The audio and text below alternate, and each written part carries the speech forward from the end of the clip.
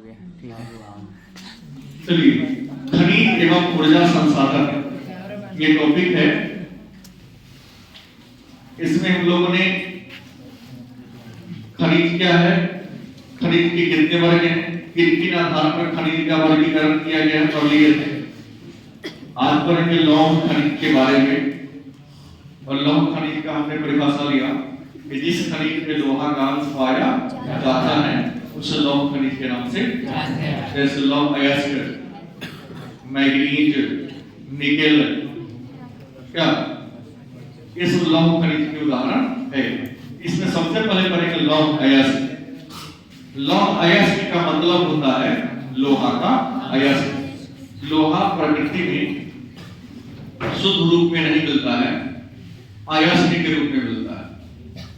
लोहा के जो अयस्क होते हैं उसमें कोयला, चूना पत्थर मतलब चूना को मिलाकर भट्टी में रख दिया जाता है। ठीक है, भट्टी में रख दिया और नीचे से हीट दिया तो चूना और कोयला के साथ लोहा के जो अयस्क है मिट्टी में, वह लोहा तो पिघलने का पिघल जाता है और पानी की धारा के अंदर आगे की ओर और अशुद्धि कोयला और चूना के साथ मिलकर जल जाता है और आगे जाकर लोहा का ईंट बनता है। और उसी ईंट को अलग अलग कारखाना में कहीं पर छड़ बना दिया, कहीं पर बाल्टी बन गया, कहीं पर चद्दर पर डाई पर बनता है। लोहा अयस्क के रूप में मिलते हैं और लोहा के 4 अयस्क है। पहला आपने पढ़ा होगा हेमेटाइट,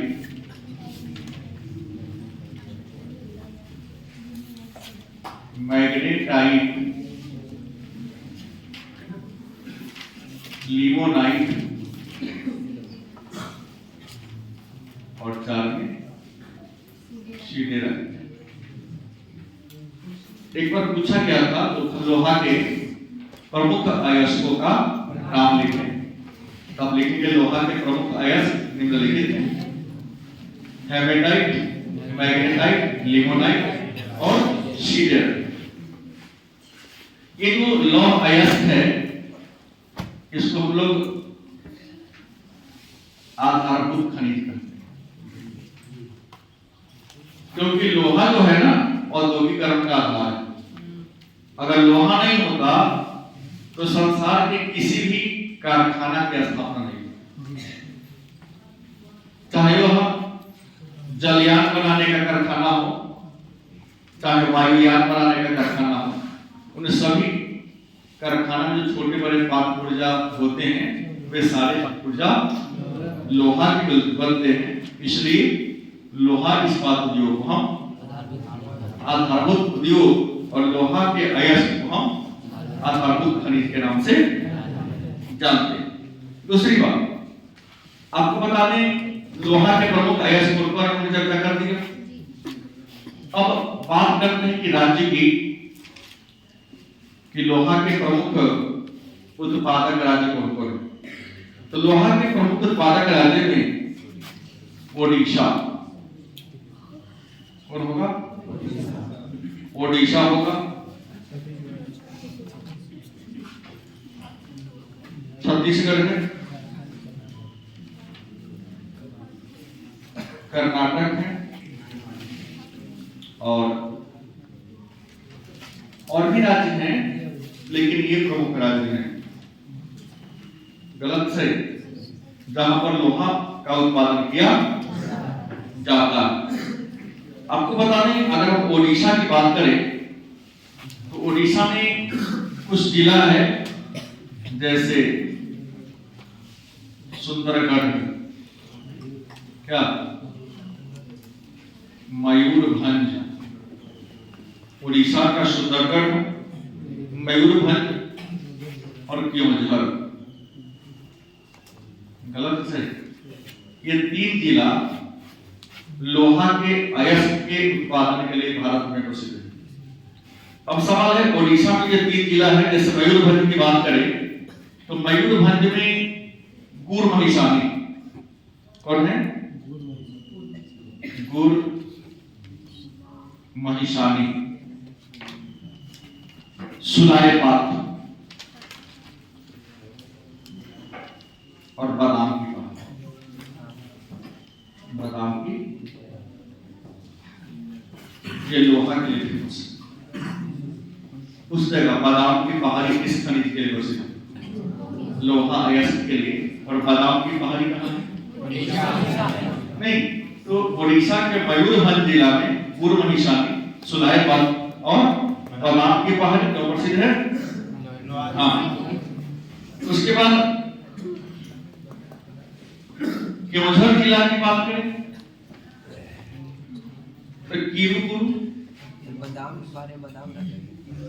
लोहा का नाम है वहां उसका।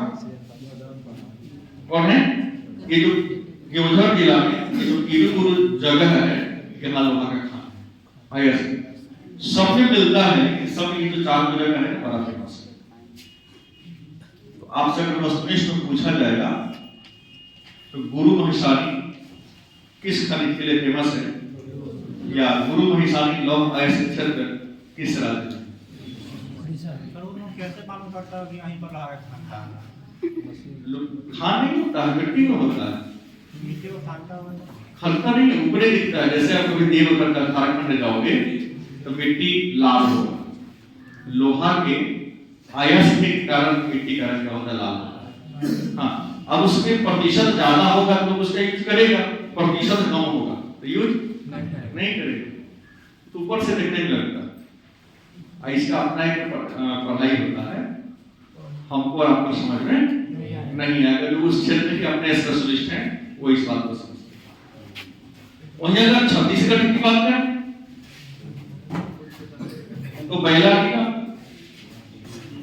कौन है? बैला जिला। उसके बाद रामखान श्रेणी,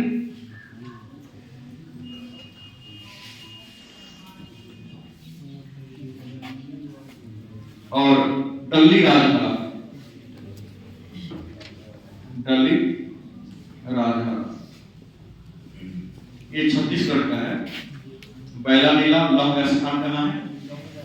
छत्तीसगढ़ में। रावघाट श्रेणी छत्तीसगढ़ में और डल्ली राजहरा छत्तीसगढ़। ये लोहा के अयस्क के लिए क्या है? प्रसिद्ध है। अगर बात करते हैं कर्नाटक का कुद्रेमुख फेमस है। बाबा बुदन की पहाड़ी। हाँ, बाबा बुदन की पहाड़ी पहाड़ का नाम है। कर्नाटक में, कर्नाटक हमने लिखा हूं, कर्नाटक में बाबा बुदन की पहाड़ी है जो लोहा के अयस्क के लिए यहाँ से प्रश्न करेगा सीधा। बाबा बुदन की पहाड़ी क्यों प्रसिद्ध है? लोहा के अयस्क के लिए। कुद्रेमुख क्यों प्रसिद्ध है? और बादाम की पहाड़ी लोहा के लिए। डल्ली राजहरा। और झारखंड में तो जानवे करते हैं पूर्वी तथा पश्चिमी सिंहभूमि जिला। गलत सही? पूर्वी और पश्चिमी सिंहभूमि जिला किसके लिए प्रसिद्ध है? लौह अयस्क के लिए। इसके अलावे भी भारत के महाराष्ट्र राज्य में, आंध्र प्रदेश राज्य में, तमिलनाडु में, गोवा में, इन सभी राज्यों में लौह अयस्क की प्राप्ति। तो हमने कहा कि लोहा प्रकृति में हमें अयस्क के रूप में मिलता है। किस रूप में? और लोहा के कितने अयस्क हैं? 4। हेमेटाइट, मैग्नेटाइट, लिमोनाइट, शिगेराइट। ठीक है। सबसे बढ़िया किस्म के हेमेटाइट और सबसे कम। बढ़िया खराब से मतलब ये है कि इस अयस्क में लोहा का अंश ज्यादा है। हर उजला चीज दूध का उजला होता है, लेकिन जो ज्यादा जिसमें क्रीम की मात्रा होगी उसको अगर हम लैक्टोमीटर से जांचेंगे तो उसका फैट अलग है। कुछ लोग पानी मिला देते हैं। गलती सही।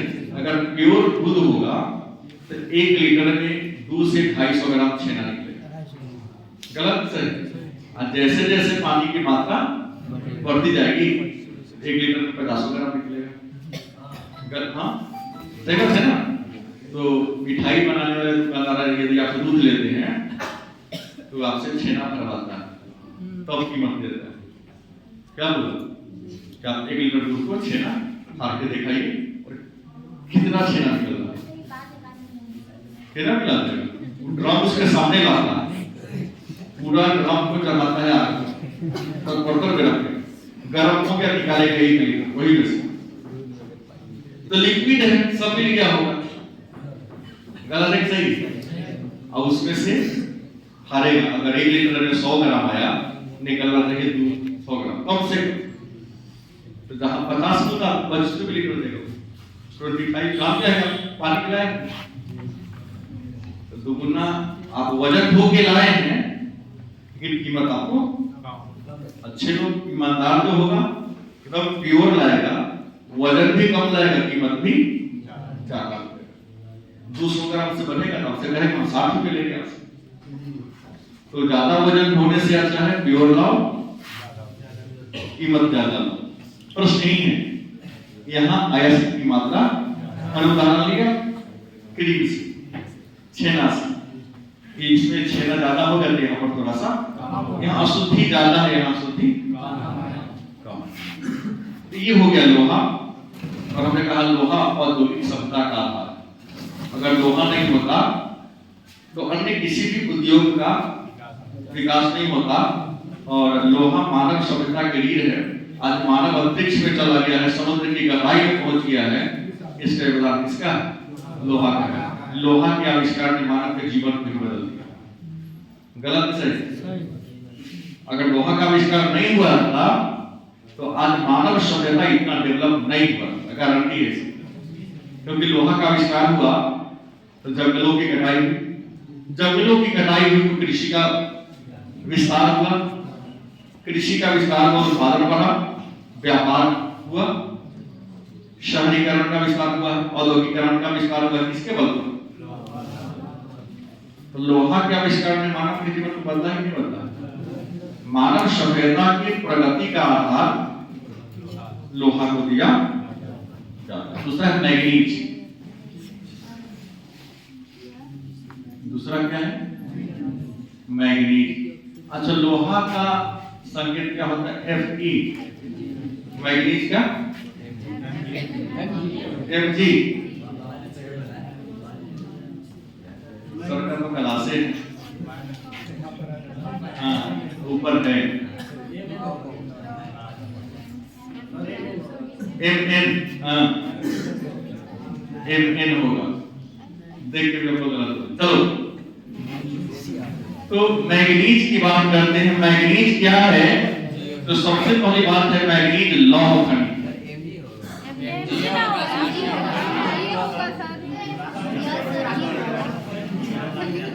देख के कौन कौन गलती वाला कौन सही हो? Mg हो।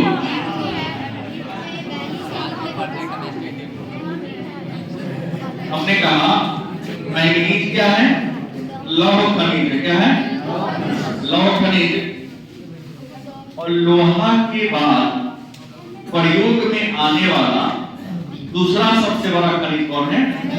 मैग्नीज है। मतलब लोहा के बाद खोदा जाने वाला, चाहे प्रयोग में लाया जाने वाला दूसरा सबसे महत्वपूर्ण खनिज कौन है? लौह खनिज है, मैग्नीज है। और ये जो मैग्नीज है वह धारवाड़ क्रम की चट्टानों से, ये जो है किस क्रम की? धारवाड़ क्रम की चट्टान से होता है। कौन? मैग्नीज। और लोहा को इसमें इस्पात बनाने के लिए हम लोग मैग्नीज ही मिलाते हैं। मतलब लोहा को यदि जंग रोधी बनाना है तो उसमें किसका यूज करते हैं? तो ये कर सकते हैं तो मिश्र धातु बनाने। क्या बनाने? मिश्र धातु का मतलब हो गया दो या दो से अधिक धातुओं को मिलाकर जिस नए धातु का हम निर्माण करते हैं उसे क्या करते हैं? तो लोहा को जंग रोधी बनाने किसका प्रयोग करते हैं? मैग्नीज का प्रयोग करते हैं। ये तो मैग्नीज तो शुद्ध धातु का नाम हो गया, लेकिन मैग्नीज भी हमें आयासिक के रूप में ही मिलते हैं। प्रकृति से मैग्नीज भी हमें किस रूप में मिलते हैं? अयस्क के रूप में मिलते हैं। और इस अयस्क को हम शुद्ध करके तब मैग्नीज का क्या करते हैं? निर्माण करते हैं। और मैग्नीज का अयस्क है नंबर 1 सिलोमिलेन।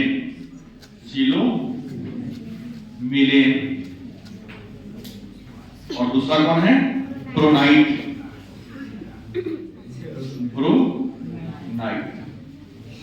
मैग्नीज के कितने अयस्क हैं? याद रखेंगे, वस्तुनिष्ठ में आ सकता है कि सिलोमिलेन क्या है या किसका अयस्क है? मैग्नीज का। बोरोनाइट किसका अयस्क है? मैग्नीज का।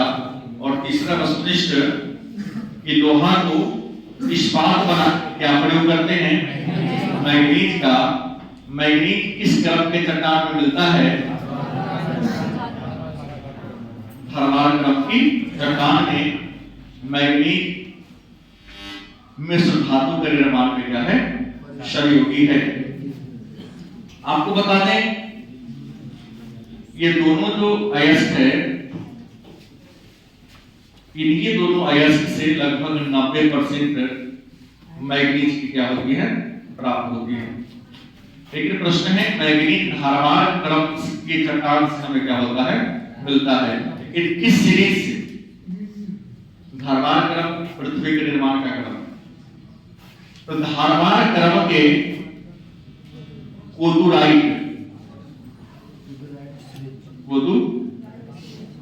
सीरीज, धारवार क्रम के कोदुराइट श्री मतलब क्या होता है? कोदुराइट सीरीज के चट्टानों से इसकी प्राप्ति होती है।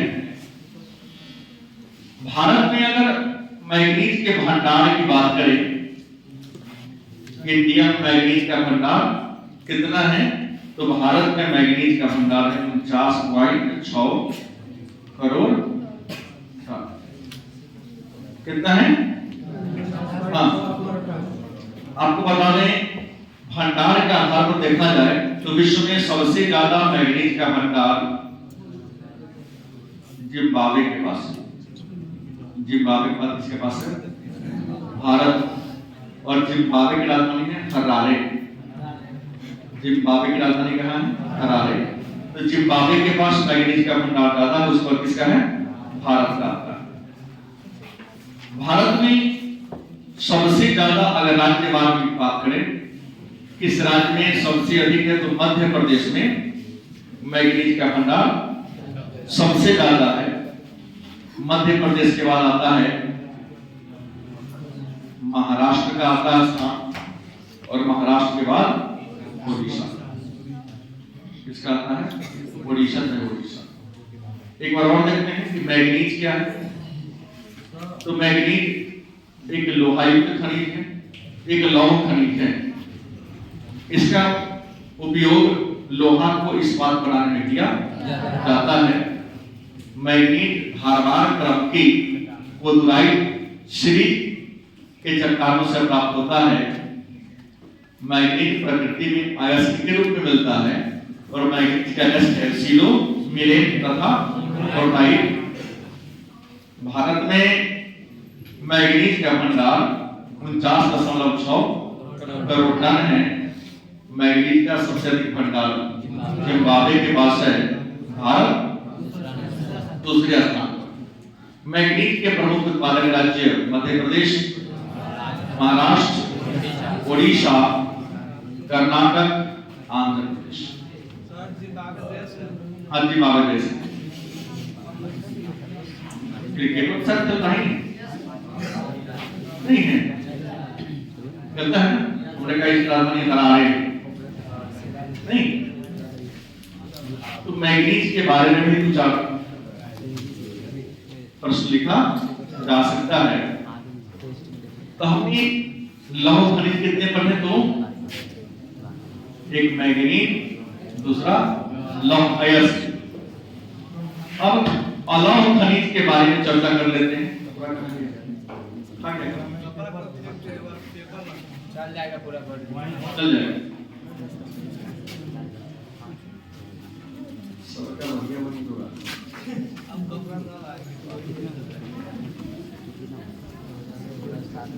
कहाँ पर है? लेकिन आप लोग डेस्क बेंच को पूछते हैं जहाँ कंप्यूटर नहीं कर पाते। बच्चा तो सब बच्चे हैं।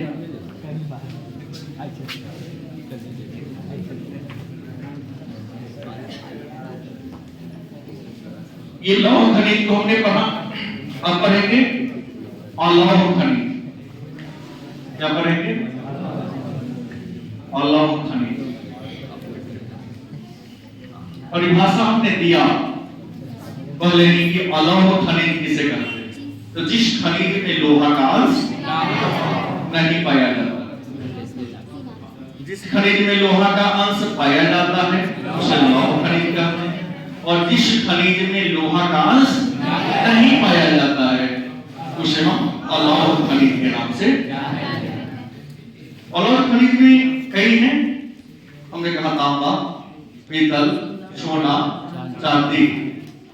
एक छोटा सा उदाहरण दिया था कि आप अपने घर पर प्रयोग कर सकते हैं कि जिसमें चुंबक सट जाए वो लौह खनिज कहलाएगा, और जिसमें चुंबक ना सटे क्या कहोगे? अलौह खनिज। अलौह खनिज में हमारे पाठ्यक्रम में सबसे पहले पढ़ना है एल्यूमिना या एल्यूमिनियम।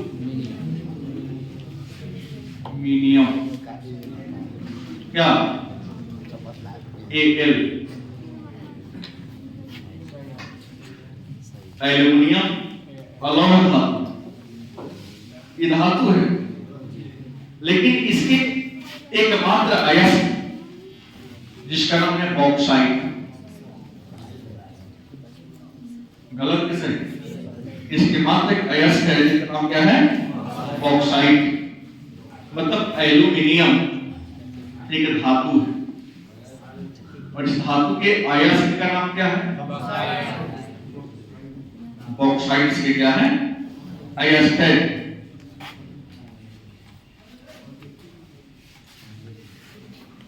क्या है? Al2O3 सूत्र इसका है Al2O3। तो एल्युमिनियम एक धात्विक खनिज है, एल्युमिनियम एक अलौह खनिज है। धात्विक खनिज इसलिए क्योंकि इससे हमें धातु की प्राप्ति होती है। अलौह खनिज इसलिए कि धातु तो है लेकिन तो लोहा का अंश नहीं है। गलत? सही। एल्युमिनियम के अयस्क का नाम क्या है? बॉक्साइट। क्या है? चूंकि इसका एक ही अयस्क है इसलिए बॉक्साइट को एल्युमिनियम उद्योग का बिछावन कहा जाता है। बॉक्साइट को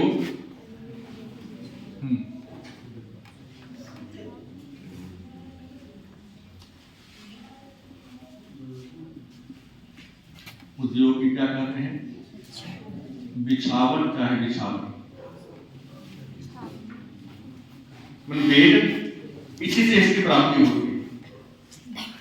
अब प्रश्न है, ये जो एल्युमिनियम है जिसका अयस्क है बॉक्साइट, ये किस क्रम के निक्षेप में मिलते हैं?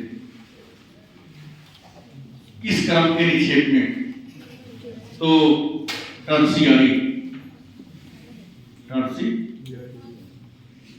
निक्षेप से। इससे बॉक्साइट जो है टर्शियरी निक्षेप के लैटेराइट चट्टान से, लैटेराइट चट्टान से प्राप्त होता है। किस चट्टान से? लैटेराइट चट्टान से मिलता है। 3005 प्रश्न बनने का वस्तुनिष्ठ। एल्युमिनियम क्या है? एक धात्विक खनिज है। एल्युमिनियम अलौह खनिज है।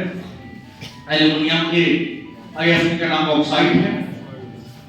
एल्युमिनियम का एकमात्र या सबसे प्रसिद्ध अयस्क बॉक्साइट है, इसलिए बॉक्साइट को एल्युमिनियम उद्योग की बिछावनी कहते हैं। बॉक्साइट की प्राप्ति टर्शियरी निक्षेप से होती है। पृथ्वी की निर्माण का काल, पृथ्वी की चट्टान से बना है ना, तो कौन चट्टान किस काल में बना? चट्टान के निर्माण का कारण, और लैटेराइट के कारण। लैटेराइट प्रकार का मिट्टी है, तो लैटेराइट की मिट्टी में एल्युमिनियम या बॉक्साइट का अंश पाया जाता है। प्रश्नों का सर इसका उपयोग कहाँ कहाँ? तो एल्युमिनियम का उपयोग बर्तन बनाने में, सिक्का बनाने में, तार बनाने में,